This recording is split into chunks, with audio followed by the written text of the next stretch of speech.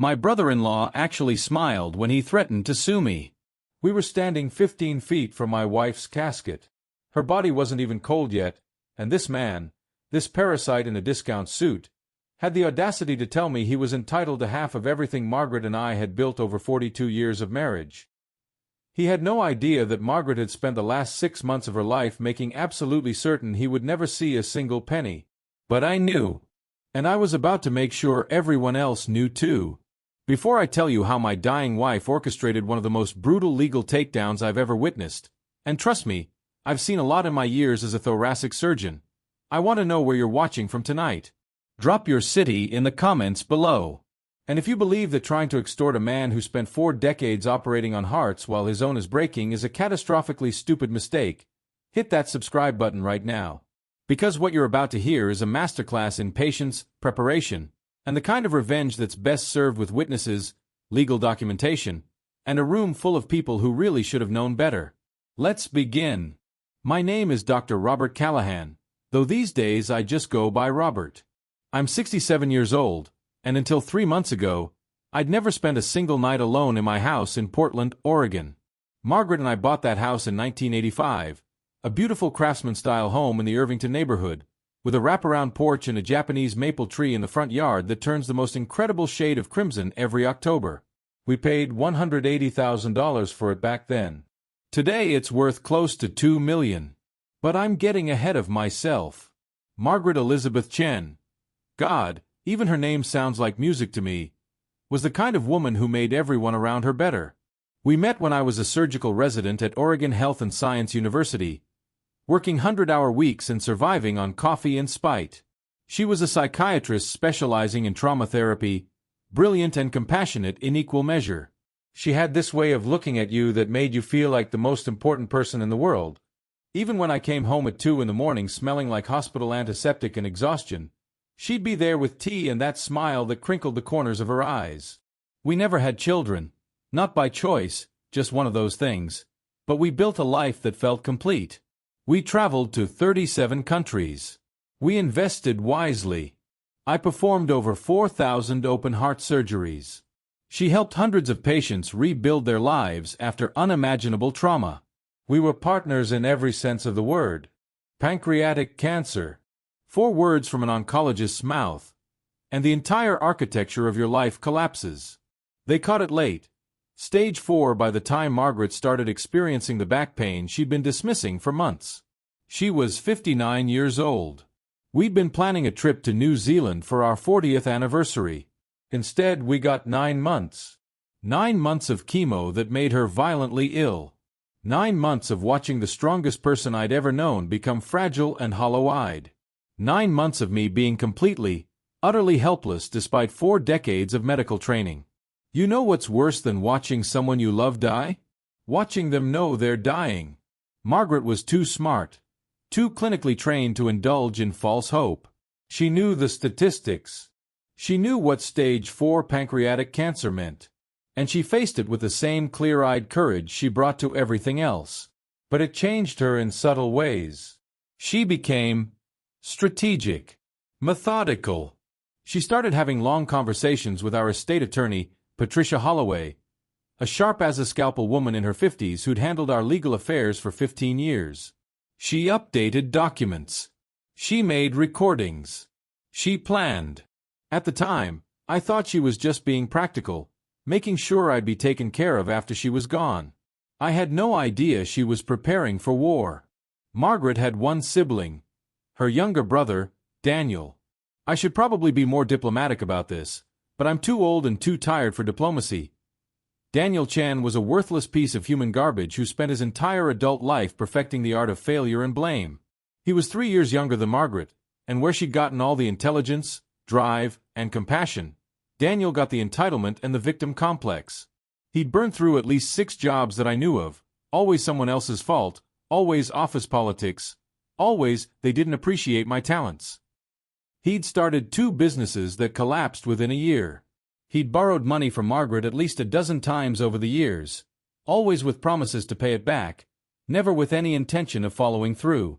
Margaret, bless her generous heart, kept helping him, kept believing he'd turn it around. I was less charitable. "He's my brother, Robert," she'd say when I objected to writing another check. "He's family." "He's a leech," I'd reply. "And you're enabling him." We had that argument more times than I can count. Daniel lived in Seattle with his wife, Brenda, a sharp-faced woman with calculating eyes and a voice that could strip paint. They had 2 kids, Tyler and Kayla, both in their early 20s, both clearly trained in the family tradition of entitlement. In 42 years of marriage, Daniel visited us maybe once a year, always when he needed something, always with his hand out. When Margaret got diagnosed, he suddenly became the devoted brother. Suddenly, he was calling every week, visiting every month, bringing flowers and making concerned noises about her health. Margaret saw through it immediately. "He thinks there's money coming," she told me one night, 6 months before she died. We were lying in bed, her head on my chest, both of us pretending to watch a movie we weren't paying attention to. "There is money," I said carefully. "Everything we have goes to you in my will, and everything you have goes to me in yours. That's how it's always been." She was quiet for a long moment. Then, "I need to talk to Patricia tomorrow. Will you come with me?" "Of course. I'm going to make some changes, Robert. And I need you to trust me." I squeezed her hand. "I've trusted you for 42 years. I'm not stopping now." The first direct approach came about 4 months before Margaret died. We were having dinner, or rather, I was having dinner while Margaret pushed food around her plate, trying to eat enough to keep her strength up. The doorbell rang at 7:30. Daniel and Brenda stood on our porch with grocery bags and fake smiles. "We were in the neighborhood," Brenda said, brushing past me without waiting for an invitation. "Thought we'd bring you 2 some home-cooked meals. I know how hard this must be." She'd never cooked for us in 20 years of knowing her. They stayed for 3 hours. At first, it was the usual small talk. How was treatment going? Had we seen the latest news? Tyler got a new job at a tech startup. But around hour 2, Daniel started circling. "You know, Margaret, Brenda, and I have been talking." He leaned forward, elbows on his knees, wearing his most sincere expression. "With everything you're going through, have you thought about... have you and Robert discussed how you want to handle things?" Margaret's eyes were sharp despite the exhaustion. "Handle what things, Daniel?" "You know, estate planning. Making sure everyone's taken care of." "Everyone?" I interjected. "Who's everyone?" Brenda jumped in, her voice sweet as antifreeze. "Daniel just means family. Making sure the family legacy is preserved." Margaret's laugh was soft and bitter. "The family legacy. Is that what we're calling it?" "Margaret, come on." Daniel tried to look wounded. "You're my only sister. Your niece and nephew are your only blood relatives besides me." "Doesn't that mean anything?" "It means I've watched you fail upward for 30 years while refusing to take responsibility for anything," Margaret said quietly. "And now that I'm dying, you suddenly care about family legacy?" The room went cold. Brenda stood up, all pretense gone. "That's a horrible thing to say to someone who's driven 4 hours to check on you." "You've never driven 4 hours for me before." Margaret's voice was steady. "What's changed?" They left shortly after. As the door closed behind them, Margaret turned to me with an expression I'd never seen before. Not anger exactly, but a kind of cold determination. "Call Patricia," she said. "Tell her we need to meet tomorrow." "And Robert?" "Yeah. Record every interaction we have with Daniel from now on. Every call. Every visit. Every word." "Why?" She smiled, but there was no warmth in it. "Because vultures always circle dying things. And I want evidence of exactly how low they're willing to go." Over the next 3 months, as Margaret grew weaker, Daniel and Brenda grew more aggressive. They started calling daily. Then twice daily. They showed up unannounced with helpful suggestions about medical treatments, estate planning, making sure Robert was taken care of if Margaret passed. Every conversation eventually wound back to money. "Have you thought about setting up a trust for the kids?" Brenda asked during one visit, her eyes scanning our living room like she was already pricing the furniture. "Tyler's thinking about grad school," Daniel added. "Stanford MBA programs are expensive. It would mean so much to know you were helping invest in his future." Margaret, gaunt and exhausted, just stared at them. Tyler is 23 years old and has worked a total of 6 months in his entire adult life. "He's finding himself," Brenda snapped. "He's finding my wallet," Margaret replied. The arguments got worse. They started bringing documentation, printouts about fair inheritance practices, and family obligations. Daniel actually showed up one day with a handwritten letter about how he'd always been there for Margaret. I found her crying in the bathroom after they left. 42 years, she whispered. 42 years I've worked. We've built this life through 12-hour days and sacrifice and careful planning. And he thinks he deserves half of it because we share DNA. I held her carefully, mindful of how fragile she'd become. "Patricia has everything ready," I reminded her. "Your will is ironclad. It's not enough." She pulled back, wiping her eyes.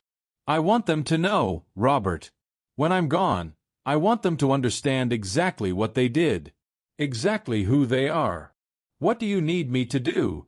She smiled, that old smile I'd fallen in love with, sharp and brilliant even through the pain. "Just trust me. And make sure you bring everyone to the will reading." Hospice started coming to the house in late August. That's when you know it's really the end. When death stops being abstract and becomes a logistical reality requiring professionals, equipment, and pain management protocols that make your medical degree feel completely useless. Margaret had made her choices clear.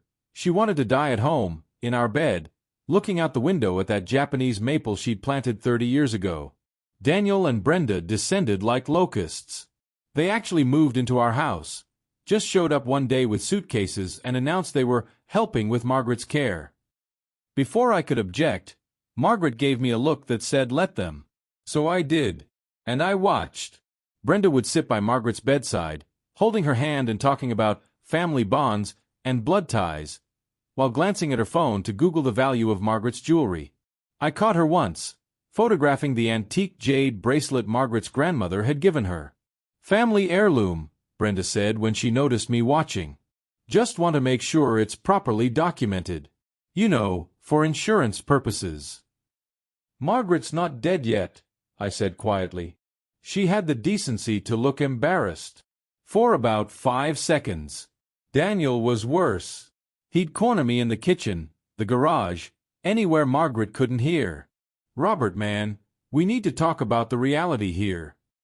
He'd use that tone, that false friendly, let's be reasonable tone. "Margaret's not thinking clearly with all the medication.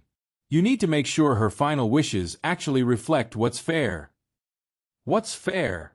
"Equal distribution among family members. Me the kids. It's only right. You've borrowed over $200,000 from your sister in the last 20 years, I said. You've never paid back a cent. What exactly makes you think you're entitled to more?" His face went hard. "I'm her brother. I'm entitled to half of everything by law." "That's not remotely how estate law works."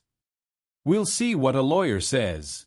"You threatening to sue me, Daniel? While your sister is dying upstairs. I'm protecting family interests." He stepped closer, trying to intimidate me.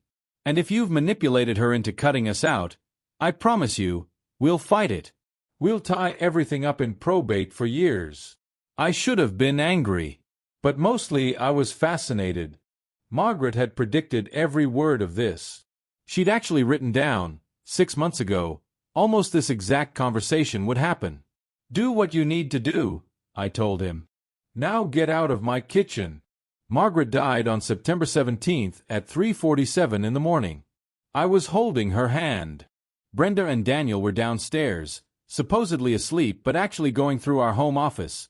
I'd heard the file cabinet opening around 2 a.m. The hospice nurse was there, monitoring Margaret's breathing, adjusting her medication, making her comfortable. "Robert," Margaret whispered. Her voice was barely audible. I leaned in close. "I'm here, love." Did you call everyone? For the reading. Patricia's handling it. Everyone will be there exactly like you wanted. Good. She smiled slightly. They have no idea. Sure. Save your strength. For what? She laughed, which turned into a cough. Robert, don't let them make you feel guilty. You deserve everything we built. You earned it. We earned it together. Promise me, you'll let Patricia handle it exactly like we planned. I promise. And Robert, yeah, I'm sorry. You have to deal with this alone. My vision blurred. You've never left me alone for 42 years. You're not starting now. She squeezed my hand with what little strength she had left. 3 minutes later, she was gone. I sat there holding her hand for another 20 minutes, crying silently, memorizing every detail of her face one last time. When I finally went downstairs to tell Daniel and Brenda, I found them in my home office. File cabinet open. Our financial documents spread across the desk. They had the decency to look startled. We were just... Margaret asked us to organize her papers. Daniel stammered. Get out of my house, I said quietly. Robert, come on. Get out of my house. Brenda grabbed some files, actually tried to take our documents with her. I stepped forward. Despite being nearly 70, I'm still 6'2" and spent 40 years with the hand strength needed for thoracic surgery. She dropped the papers. They left, but not before Daniel turned at the door and said, This isn't over. You're going to do right by this family, or I swear to God, we'll make sure you regret it. We held Margaret's funeral at the Rose City Cemetery in northeast Portland, a beautiful space with old trees and that particular kind of Oregon green that Margaret loved. Over 300 people came. Her colleagues from Portland State, where she'd taught for years. Former patients whose lives she'd saved in ways that had nothing to do with medicine. Friends from 40 years of building a life. My colleagues from a hospital, many of them retired like me. It was a testament to a life well lived. Daniel's family sat in the front row, him, Brenda, Tyler, and Kayla, dressed in black and wearing expressions of performative grief.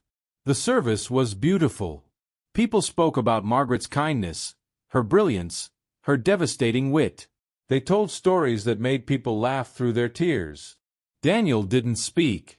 Neither did his family. But they watched everything with calculating eyes. The reception was at our house. Margaret had wanted it that way.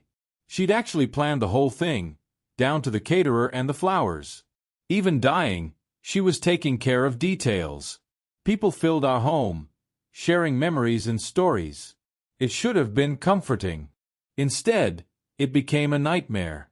I was in the kitchen, trying to hold myself together while accepting condolences from a former colleague, when Daniel found me. He was drunk. Not fall-down drunk, but that aggressive drunk where inhibitions disappear and entitlement becomes righteous anger. We need to talk, he said loudly enough that nearby conversations stopped. Not now, Daniel. Yes, now. He grabbed my arm. You've been avoiding me for 3 days. We need to discuss Margaret's estate. My wife died 3 days ago. We're at her funeral reception, and we need to know what provision she made for her family. The room was getting quieter. People were staring. This is inappropriate, I said quietly. You know what's inappropriate? His voice rose. Letting some gold-digging surgeon manipulate a sick woman into cutting out her own flesh and blood. The room went completely silent. Daniel! Brenda appeared at his elbow, trying to pull him back.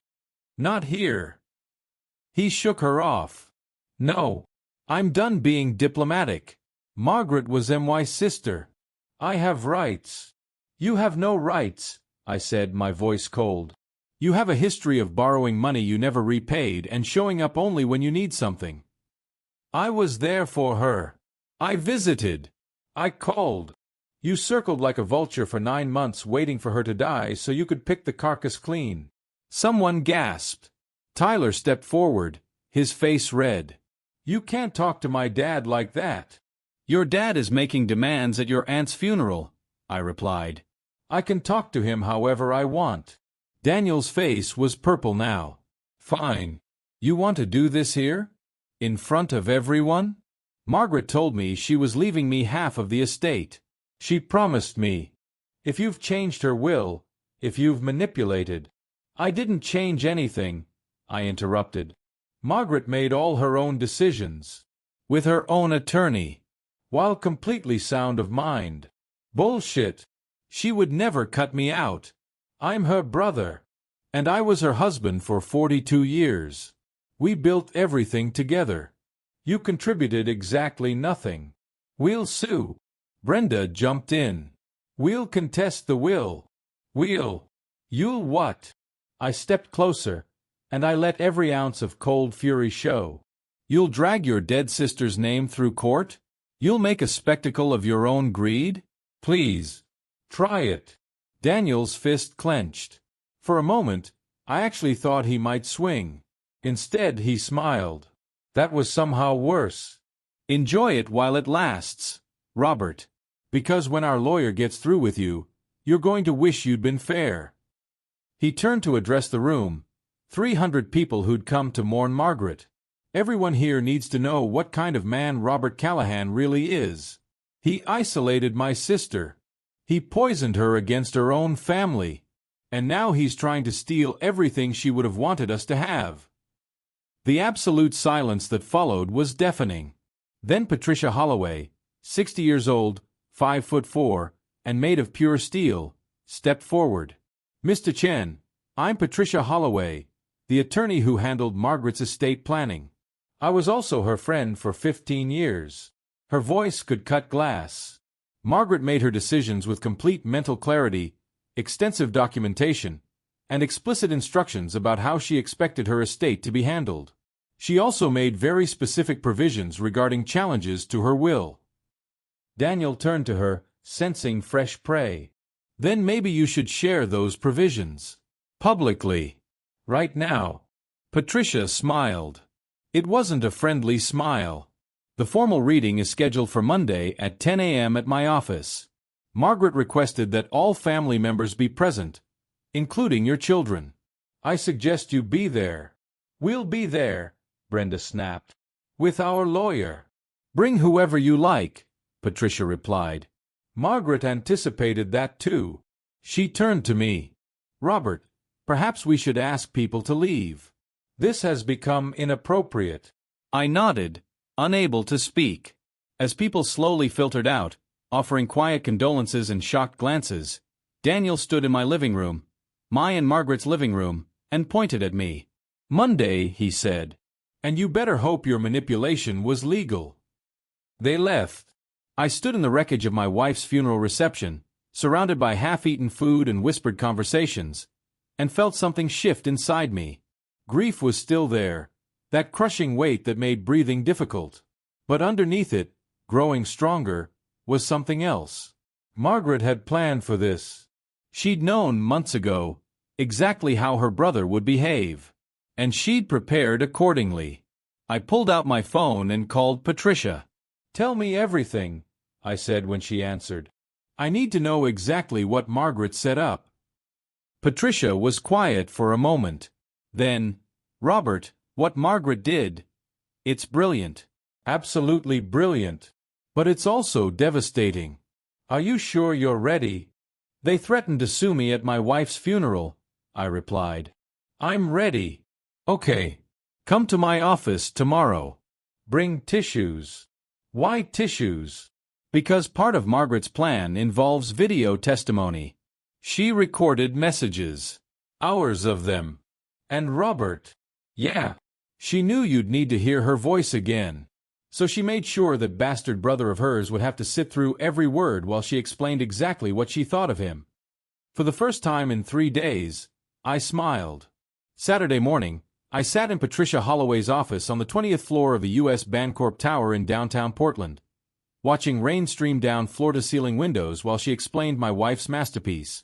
Margaret started planning this about 8 months ago, Patricia said, sliding a thick folder across her mahogany desk.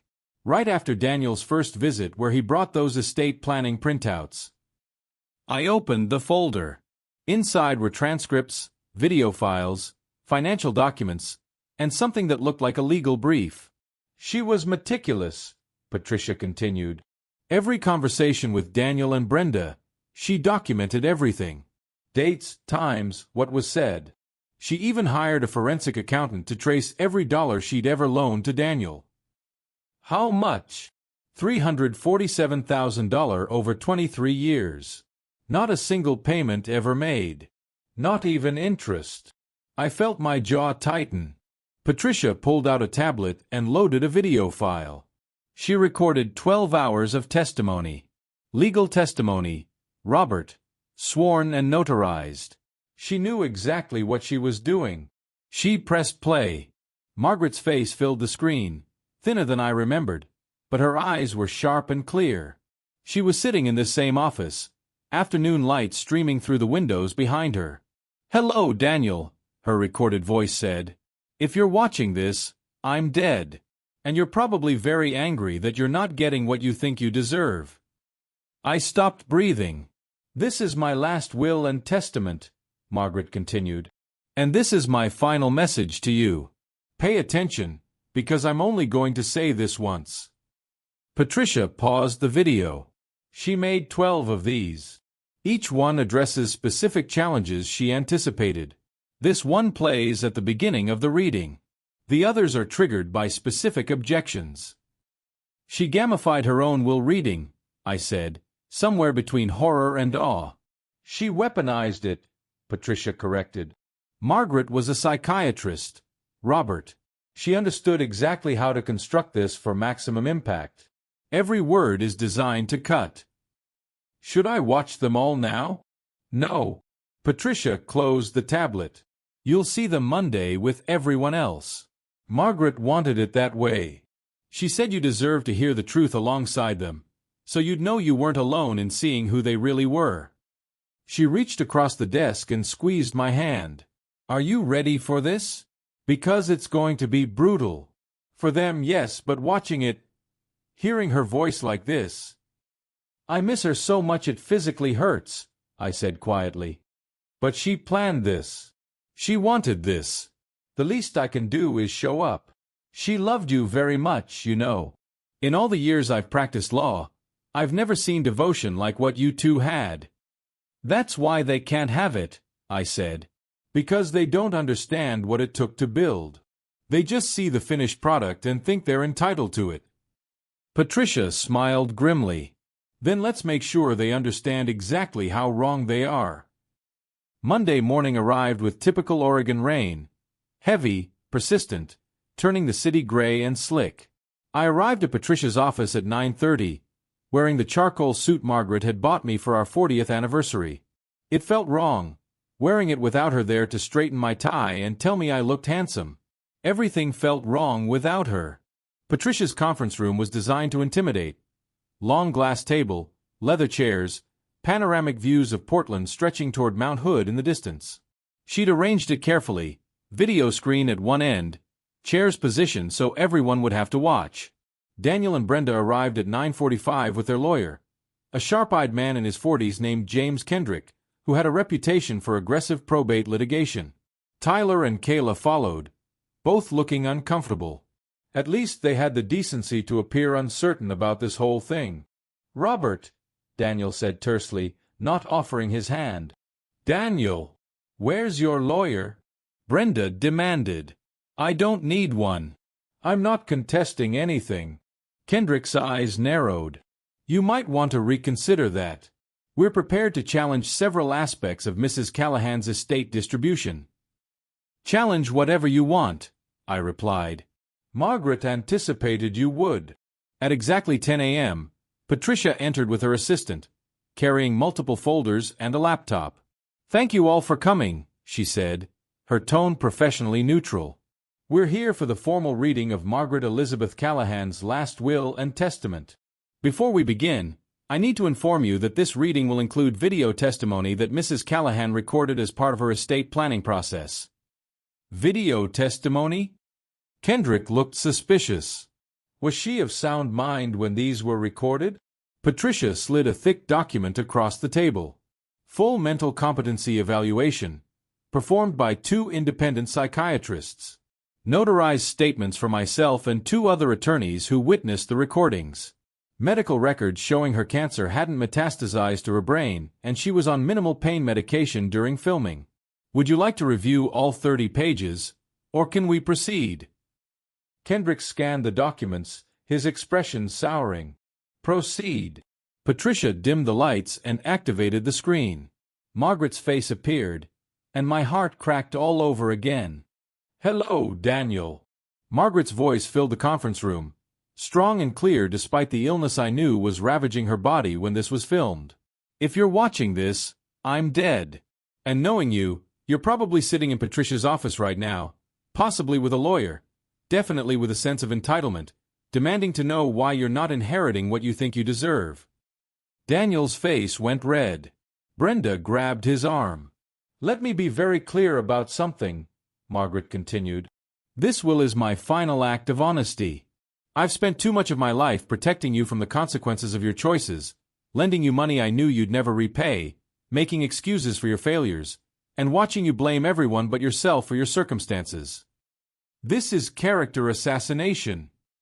Daniel exploded. She wasn't in her right mind. Mr. Chen, please be quiet, Patricia said sharply. Any further outbursts and I'll clear this room and distribute documents by mail.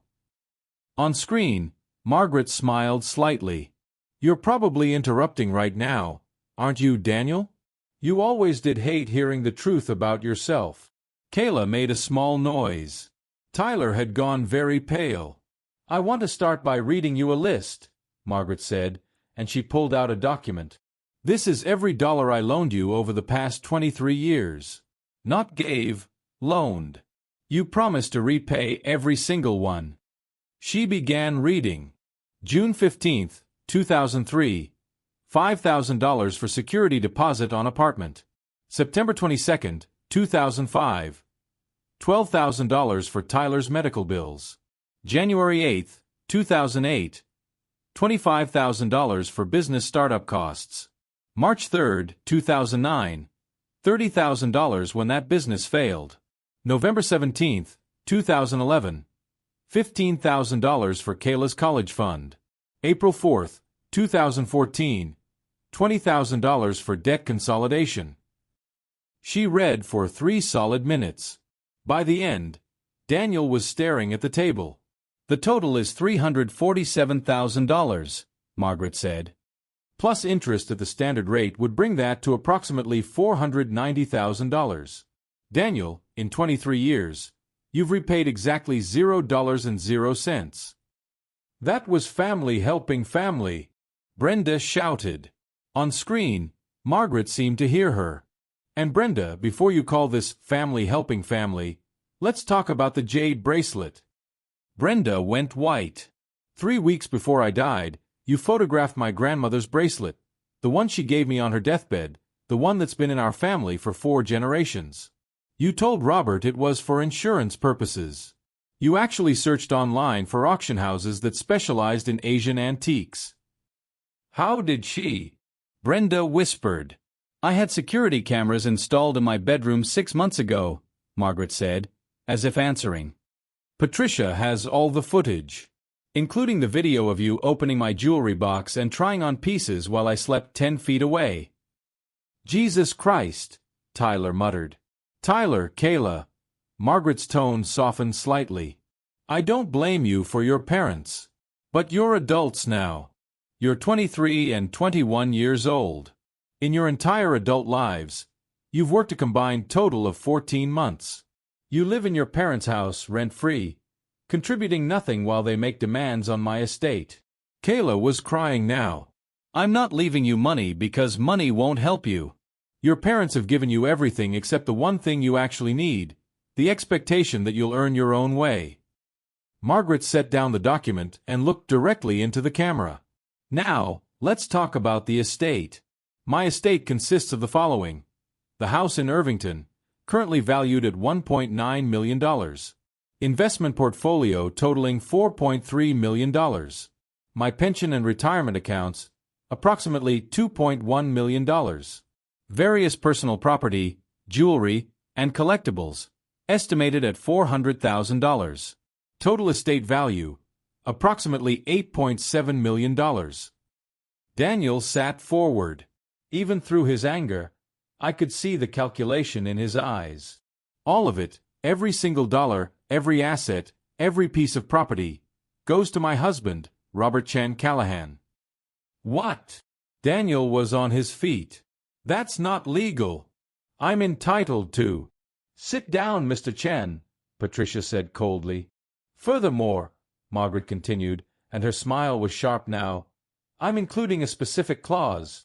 If any beneficiary of this will, meaning Robert, is subjected to legal challenges, harassment, or litigation regarding this estate, the following provision activates.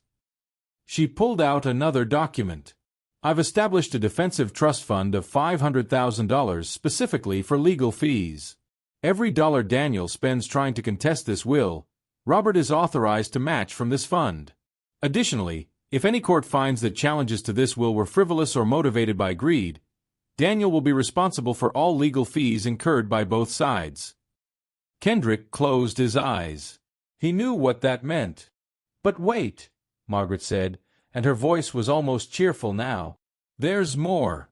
Daniel, remember all those loans you never repaid? I've sold those debts.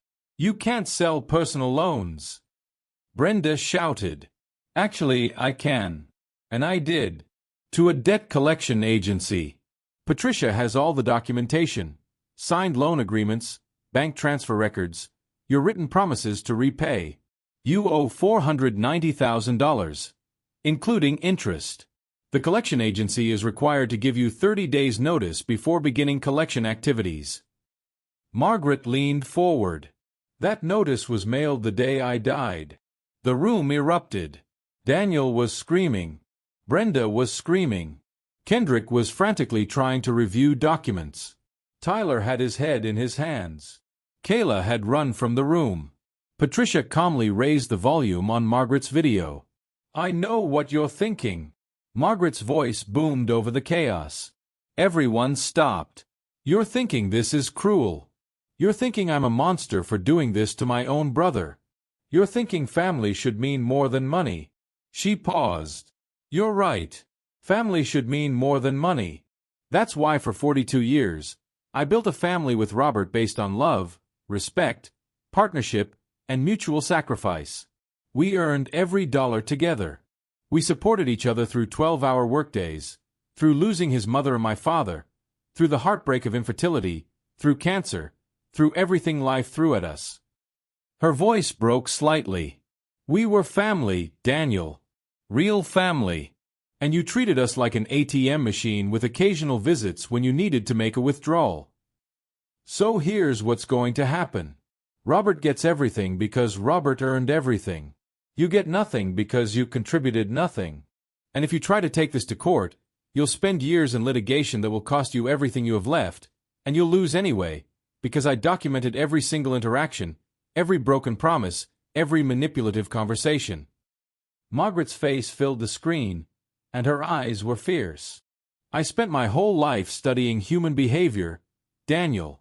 I know exactly who you are. I know you feel entitled to this money. I know you think you deserve it. I know you'll probably watch this video and convince yourself I was sick, or manipulated, or unfair.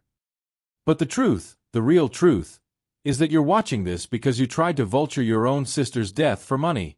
And I made absolutely certain you'd fail. She leaned back. Robert, my love, if you're watching this, I'm so sorry I left you alone to deal with this. But you're not alone. You have everything we built together. You have our memories, our home, our life's work. And you have my absolute certainty that you deserve every bit of it. I love you. I've loved you for 42 years. And I'll love you long after I'm gone. Daniel, I don't love you. I haven't loved you in decades. I pitied you. But pity isn't an inheritance plan. The screen went black. The conference room was absolutely silent. Then Daniel stood up, his chair crashing backward. This is bullshit. We'll appeal. We'll. On what grounds?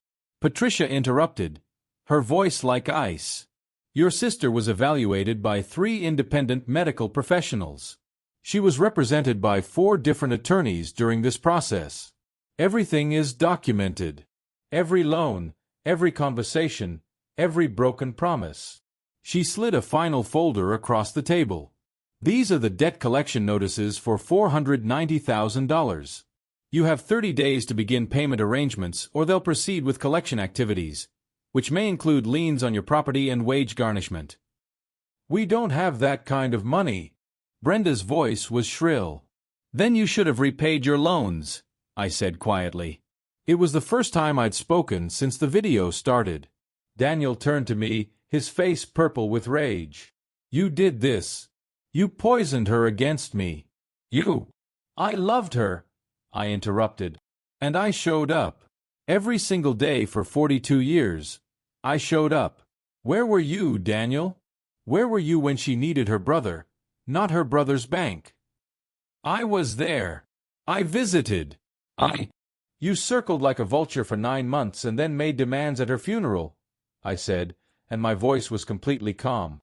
Margaret saw who you really were. She always saw it. She just finally stopped making excuses for you. Kendrick gathered his papers. Mr. Chen, Mrs. Chen, I need to advise you that challenging this will would be extremely inadvisable. The documentation is ironclad. You'd spend hundreds of thousands in legal fees for virtually no chance of success. So that's it. Daniel's voice cracked. She gets the last word? She doesn't even have to face me. She faced cancer for 9 months, I replied. She faced her own death. And she faced the reality that her brother only cared about her money. Yeah, Daniel. She got the last word. She earned it. Patricia stood. This reading is concluded. Mr. and Mrs. Chen, you'll receive all relevant documentation via certified mail. The 30-day period for debt collection negotiations begins as of today. Mr. Callahan, I'll have the estate transfer paperwork ready for your signature by Friday. One more thing, I said before Daniel could leave. He turned, and I saw in his eyes something that might have been hope. Maybe I was going to be merciful, to offer some kind of compromise. Margaret wanted me to tell you something in person, I said. She made me promise. What? She said to tell you that in 42 years of marriage, she regretted exactly 2 things. Not having children, and wasting 30 years believing you'd eventually grow up. I watched his face crumble. She said watching you circle her deathbed for money was clarifying. It helped her understand that some people can't be saved from themselves. And she wanted you to know that cutting you out of her will wasn't anger. It was acceptance. Daniel stood there for a long moment, rage and pain and humiliation warring across his face. Then he turned and walked out. Brenda followed, hissing threats about appeals and lawyers that everyone knew were empty. Tyler paused at the door. Uncle Robert, I'm sorry. For all of it. I nodded. Take care of your sister. When they were gone, Patricia turned to me. How do you feel? I thought about it. Really thought about it. Sad, I said finally. For Margaret, having to do this. For Daniel, being the kind of person who made this necessary. For all of us. And grateful. That Margaret loved me enough to protect me even after she was gone. That she knew I'd need this closure. That she was brilliant and fierce and saw people exactly as they were. Patricia smiled. She was extraordinary. Yeah, I said softly. She really was. I'm sitting in my house right now, my and Margaret's house, looking at that Japanese maple through the window. It's October, and the leaves have turned that incredible crimson she loved so much. 3 months since she died. 3 months since Daniel made demands at her funeral. 3 weeks since the will reading. Daniel and Brenda haven't contacted me since. The debt collection agency informed me they're attempting to set up a payment plan. It'll take them approximately 15 years to pay off what they owe. Tyler sent me an email last week. He got a job, a real job, in accounting. He said the will reading was a wake-up call, and he's trying to do better. I don't know if it'll stick, but I appreciated the message. Kayla's in therapy, according to Tyler. Working through some things. I hope they figure it out. I really do. As for me, I'm learning to live in a house that feels too big and too quiet. I'm going through 42 years of shared memories. Photos, letters, the small artifacts of a life built together. Margaret's clothes still smell like her. I'm not ready to move them yet. Patricia helped me set up a foundation in Margaret's name, the Margaret Chan Callahan Trauma Therapy Fund. It provides free therapy for survivors of trauma who can't afford treatment. Margaret would have loved that.